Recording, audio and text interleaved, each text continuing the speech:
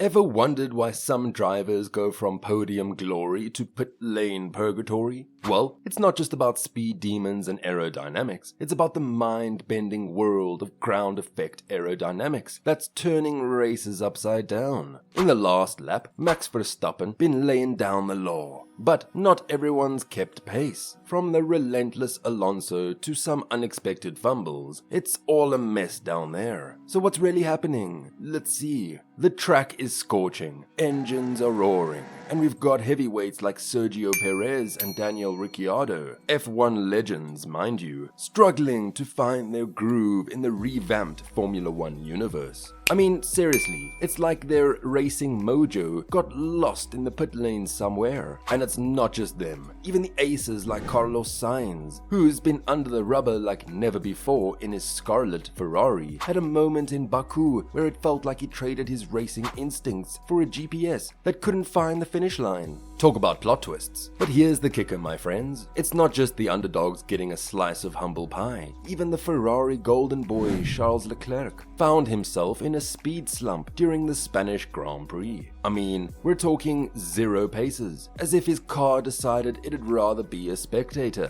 Now, I know what you're thinking. Is there some voodoo curse on these cars? Not exactly. It's this new gen F1 magic that's throwing even the pros for a loop. Imagine flying one of those, but suddenly your race car thinks it's a tricycle. Yeah, that's a vibe. Carlos doubted his Ferrari in Baku, thinking it had a secret self-esteem issue, and Charles was convinced his car was on a spa day during the Spanish GP. Turns out it wasn't. But hold on, this is where it gets wilder than a tire squealing donut in a pit area. These drivers aren't just wrestling with horsepower, they're caught in a cosmic battle of confidence. It's like driving on a tightrope, and one misstep sends you spiraling into the unknown. Perez and Ricciardo have been so deep in the struggle bus that folks are wondering if their parking spot on the grid should be converted into a cozy coffee shop. Let's talk about Carlos Sainz, Ferrari's secret weapon. This dude's been putting on some serious hustle, but Baku was like a speed bump on his journey. It's like he took a detour to Confusion City, and even his GPS was giving him a side-eye. And Charles Leclerc, our golden boy, had a Spanish GP that made us all collectively gasp.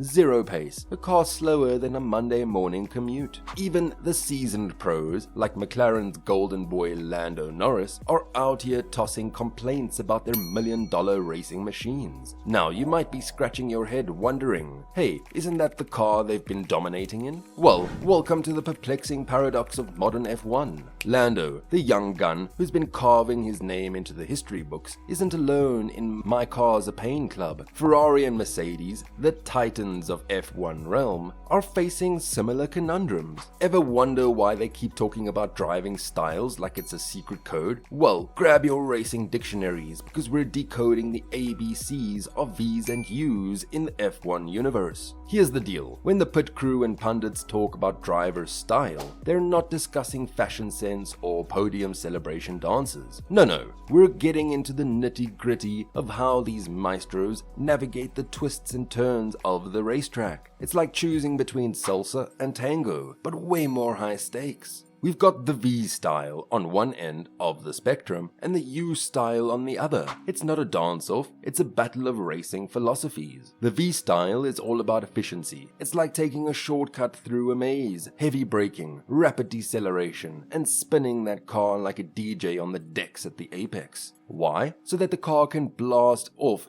down the straight like a rocket. This style is a go-to for those pesky 90-degree turns and hairpins that make even the bravest racers sweat. Now on the flip side, we've got the U style. Imagine cruising through corners like you're on a Sunday drive, but at breakneck speeds. This style is all about carrying momentum, embracing lighter braking, and smoothly rotating the car. It's a ballet on asphalt, especially when you're tackling those sweeping corners like the iconic S at Suzuka. You've got to be a speed maestro, exercising finesse and trusting that your car won't decide to pirouette off the track. But here's the twist. Different drivers have their own groove on the spectrum. It's not just about what feels right, it's about the limitations imposed by their four-wheeled dance partner. Some drivers vibe with the V, while others tango with the U. It's not a one-size-fits-all situation, it's a customized racing playlist for each driver-car duo. Let's talk specifics. Lando Norris, the young gun at McLaren, has been grooving to the V beat, making those sharp turns look like child's play. Meanwhile, the seasoned pros like Lewis Hamilton might be caught in a U-style waltz, gracefully gliding through the Suzuka S like a seasoned ballroom dancer. It's not just about personal preference, it's a marriage of driver instinct and machine capabilities. And here's where the rubber meets the road. It's not just a stylistic choice, it's a strategic play. Imagine sacrificing some speed on the approach to a corner, knowing you'll make up for it as you slingshot out of the turn. Different drivers have different grooves on the spectrum. Some like the versatile maestros Alonso and Verstappen, or like racing chameleons. They effortlessly slide up and down the spectrum, adapting to the demands of the car, the circuit, and even the tire conditions. These are the drivers who can waltz through tight turns or tango through high-speed corners with equal finesse. But not everyone's got those shape-shifting moves. Some, like the stubborn traditionalists of the racetrack, prefer to be on a fixed point on the spectrum.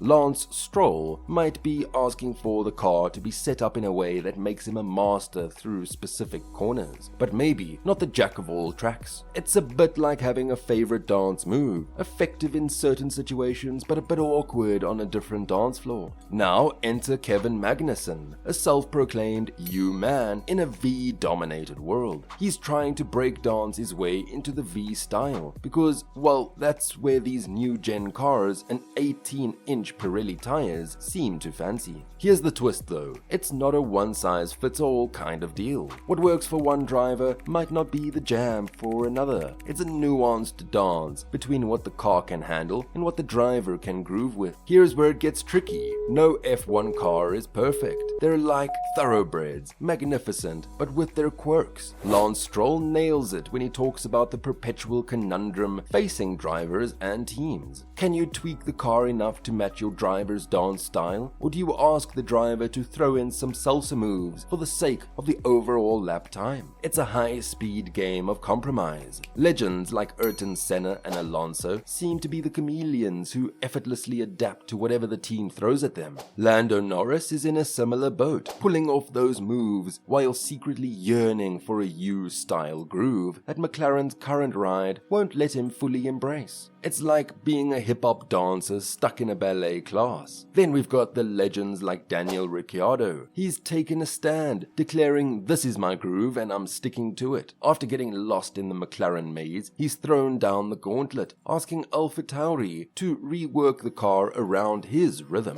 Now let's talk ground effect. You see, it's all about creating a literal suction, pinning the car to the track. Lower the car, better the seal, more downforce, more speed. It's a high-speed dance with physics. However, it's not a straightforward waltz. Teams are navigating a tightrope, needing super stiff cars to maintain the aerodynamic platform. The goal? Striking a balance, low enough for optimal performance, but not so low that the car bounces uncontrollably,